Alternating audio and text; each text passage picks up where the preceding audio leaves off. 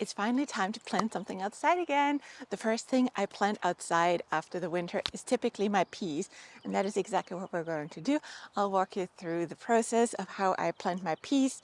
It's a super easy process. It's really great also to do with kids, for example. We'll amend the bed a little bit, and then we'll also address the pressing question of to soak or not to soak. And yeah, then we'll just get going here together. So let's get started. So why do I want to amend the bed? For two reasons. Number one, this is the first planting after the winter, and I've done a soil test just recently, so we have to replenish something. If you're curious to learn about my soil testing practices, you can check out this video over here. But otherwise also, I'm not sure if you can see this in the video properly, but we had last year so much rain, and it feels like it really compacted down the soil. When you look around, I have like a good 4 to 6 inches like space left in the bed. So that is usually what I then top off with fresh soil. I usually get a bulk delivery to amend my beds and to top them off. That's a little bit more affordable for the space I have here instead of bagged soil. But for the pea planting, it's always so early in the season that our local nurseries don't do the bulk deliveries yet. So for this bed only, I just got a few bags of our favorite backed soil, which is local here to us, which is coast of Maine. So I have some raised bed garden bags, which we'll grab out of the car quickly. I also make sure that I get all the little weeds already here outside. And yeah, and then we're all almost ready to plant the peas.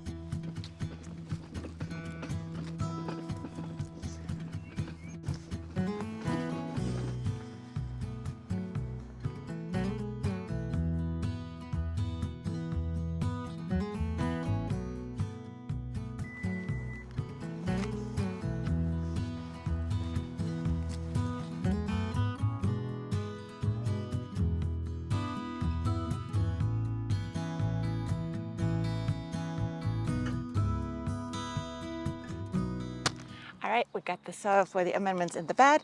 I also got the fertilizer, which my soil test recommended to amend the bed with. For our 4x8 bed, it recommended to put 2 pounds in it. This one is like a little bit over 6 pounds, so we'll go with a third of this bottle to amend. That's pretty much like how I do it. It's all organic fertilizer, so you can be a little bit more gracious with it.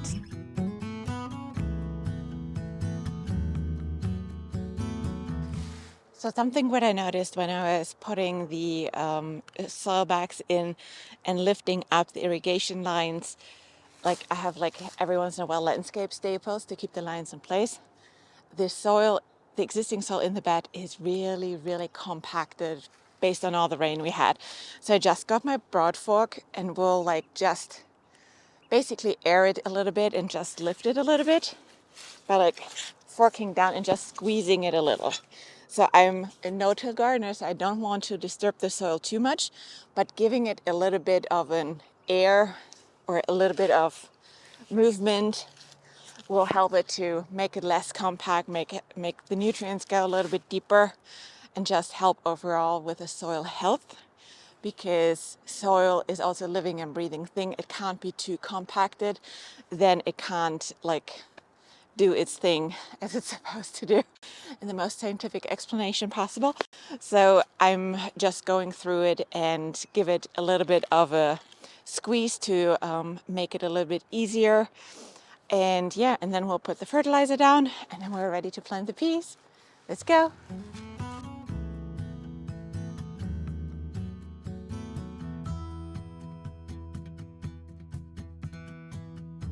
It's called a garden workout. Provided enough aeration for it. So let's put the fertilizer down and then we'll talk about the peas.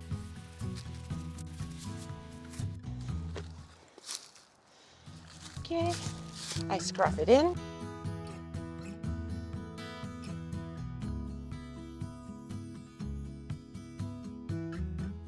So the bed has been prepped. It's always very satisfying to see a fresh prepped garden bed, isn't it? I love it. What I also always do is I'll put my irrigation lines up to the top because it's just easier to check when it's time to start with the irrigation again to see if all lines are working and if they're still dripping or if there's anything what needs to be replaced. So I always have them sit on top until it's time to mulch. So this bed won't be or won't stay that bare later on.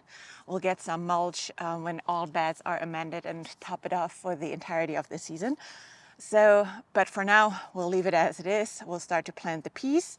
And what are we going to do here is I'm going to plant them pretty much in the middle. So I'll plant 3 rows, 1, 2, 3, and 3 rows here, 1, 2, 3. So it's basically in the middle of this bed because this bed is the only bed this year where I do some sort of a spring to summer switch because the peas start very, very early and later on it will be flipped to a cucumber and winter squash bed. Those always like it a little bit warmer, so they are not something what I plant out first thing in the season. So they are usually like end of May, beginning of June a planting for me, and that is typically when the peas are just like on the top of their size and starting to produce. So they have like approximately like 4 weeks together in a bed, and then I cut down the peas and leave it for the cucumbers. What I'm also going to do this year is, as you can tell, I don't have a trellis on this bed anymore because you remember the drama with the storm and stuff from our neighbors coming in and trashing my beautiful trellis. Basically what I ordered is 2 of the A-frame trellises from Gardener Supply from the Titan collection, where my large squash tunnel is from, because that has held up so well for me. I'm curious to see how this works, and an A-frame is perfectly fine and works great with like cucumbers and squashes as well. So that is what we're going to try here for this year, because I don't have the time or the patience to build a big trellis again, and we're probably moving end of next season. So it's just not worth it to put the money in for another copper trellis because material is still so expensive. So we are trying another trellis out. So as you might remember, I want to keep it simple this year. And that's one of my goals. The other one of my goals is to only plant what we eat. And in previous years, I grew so many different pea varieties, but it came down just to 2, which we really enjoyed eating and snacking on and just using it wherever we can. So this year I'm only growing those 2 varieties, and one of it, and that was the one which actually was my first pea I ever grew. I just fell in love with it. It's so simple and so good. And peas fresh off the vine are called garden candy for a reason. So this is the sugar snap pea. So it's a very simple green snap pea, which is just the most delicious thing you ever eat from your garden. It's also typically the first thing which I eat from my garden. So I guess the excitement plays into that feeling of being the greatest thing ever as well. But this is the one. So that's a sugar snap pea, and then one snow pea, and I still don't know how to pronounce it. So row 7, if you can give me a hint on how to pronounce this properly, but it's that purple Bourgade snow pea from row 7, which I grew this last year for the first time, and it's not only stunningly beautiful, but it's also delicious. And the coolest thing with it, which is very uncommon for purple veg, is it keeps the color in the pan. So when you go on the row 7 website, you'll see actually a picture of it cooked as the catchy picture to make you interested in, which is still purple. And I can confirm they truly keep their color in the pan, which is really, really rare. And they have such an unique flavor. Like it's like a nutty, earthy flavor. I love it in stir fries. It's amazing. But it's also delicious just fresh. Although I gotta say fresh, I still prefer my sugar snap pea more. I usually grow them super close together, and it has worked well. They hold themselves up nicely. They will need something to climb up to. So when we get the A-frame trellis I mentioned earlier, I will probably have a few strings coming down from the trellis, just like an opposite V going down to give them some support where they can crawl up to, or I use a few stakes or so for the meantime until they are of size, and then the A-frame trellis should be enough support for them moving forward. But they are really the greatest thing. You can plant them outside from the moment the soil is workable. And now let me address the elephant in the room with pea seeds. So when you look up on Google or Instagram, wherever, every time when pea starting season comes around, there is the question, should I soak those pea seeds or should I not soak them? So one other goal of mine this year is to be as simple and easy as possible to save time and energy. And one of the things I'm skipping this year is to soak the peas. Last year I did a test with the peas and had like half of the bed planted without soaking, the other half with soaking. And I gotta say, the ones that didn't soak were actually better and came up more prolific than the one I had soaked. So of course, again, keep in mind that it's just a scientific study of one, right? So use your best judgment. What is also important to know here for our growing zone 6 in Attleboro, Massachusetts, we get still quite a lot of moisture, right? So I'm never concerned that those pea seeds don't get enough moisture. Everything is still decently wet. We get some rain tomorrow again, and we have literally like 1 or 2 rain showers a week still. So there's no need for me to water them.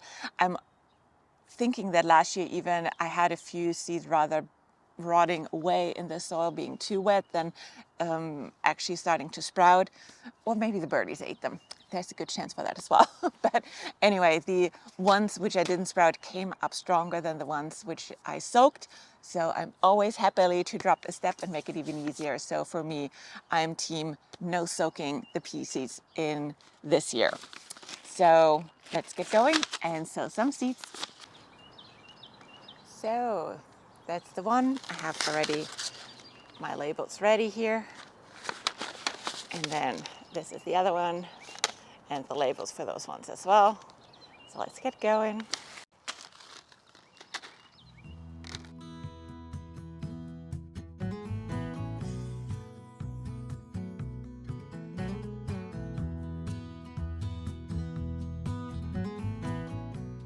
So here you can see my spacing. I chose to have a little space over there just to literally have like a square in the middle where I plant them, so that I can plant my cucumber and squash plants around them when we get them and have still enough space without crowding anything.